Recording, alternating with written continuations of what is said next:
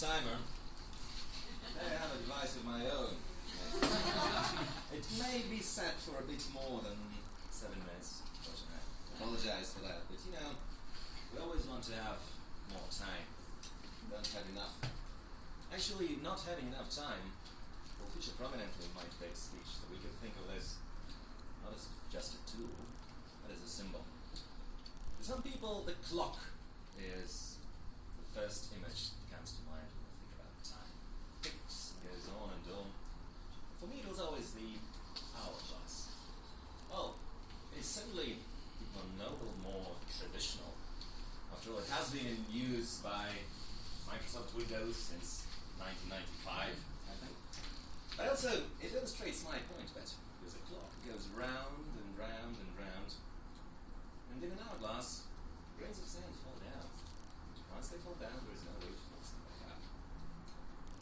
And, of course, it's for the physicists to decide which is the more accurate metaphor of time. Maybe it's secular or linear or whatever. But for us, the hourglass is a good symbol. And to help me better illustrate the point of our relationship with time, I have enlisted the help of my friend, Mr. Giraffe. Welcome him. He's an average person, could be you or me, who's going about his business being happy until one day he realizes that his time is running out. When he comes face to face with this challenge, he feels totally shocked, devastated by it. He understands that no matter what he does, he is doomed in the end. And this thought never leaves him after he feels it for the first time. So he is, in a way, chained to this idea of time marching on and on and on. A personal tragedy, right? And interestingly, some people would say that this is actually the greatest tragedy of humanity. Our fear of our time running out, fear of death, is what has made us miserable throughout the ages, is what has prevented us from building a perfect society. Not for this, would all be great living in a utopia. Well, I cannot say I quite agree with this. The thing is, we need to look at how Mr. Giraffe handles this delicate situation, finds himself. So I believe he basically has 3 options. The first one is would be to simply ignore this fact that his time is running out, and just live on without thinking about it. After all, the ancient Greeks knew it. I think Epicurus once said that you don't need to be afraid of death because you never meet it. I mean, when you are here, the death is not here. And when the death comes, then you are not here. You don't need to be afraid of it. And this leads us to this sort of thinking like, après nous le déluge, which means for those of you whose love of French is not as high as my own, it means after us the flood. So it means I live in this moment and I don't care what happens after. So you equate the end of your own existence to the end of the world. Perhaps that is actually a viable choice for an individual. But we here are trying to think about the society. That's not what we're looking for. Now the second option would be for Mr. Giraffe to refuse to believe that once the sand runs out, he will expire. He could think that there is some higher force which at the end will save him, which has control over the sundial, which could unchain him. What do you think he?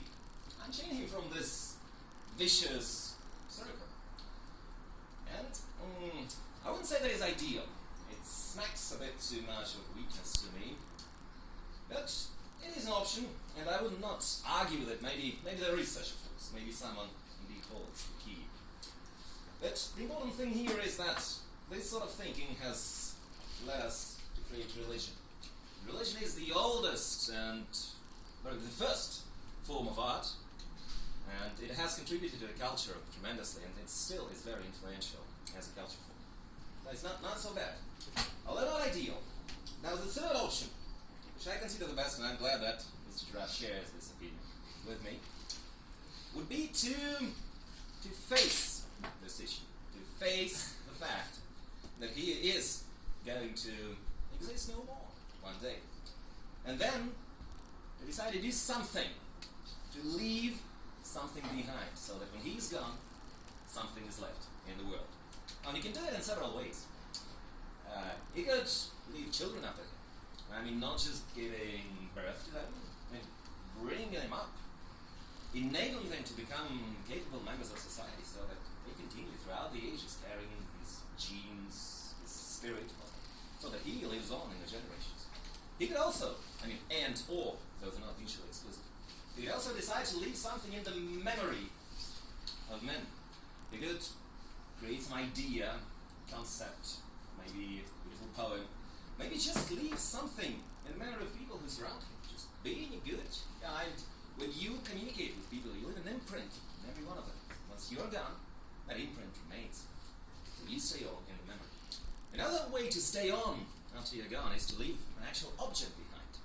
That could be an artwork. It could be a bridge, a house, or a tree you planted for your grandchildren to eat fruit from. Or a bench on which other people will sit after you're gone. So leaving an object behind. And so, ladies and gentlemen, when we think about this, so all these things which we do in order to escape death, in order to overcome our fear of death, bringing up future generations, leaving ideas and objects behind for future generations.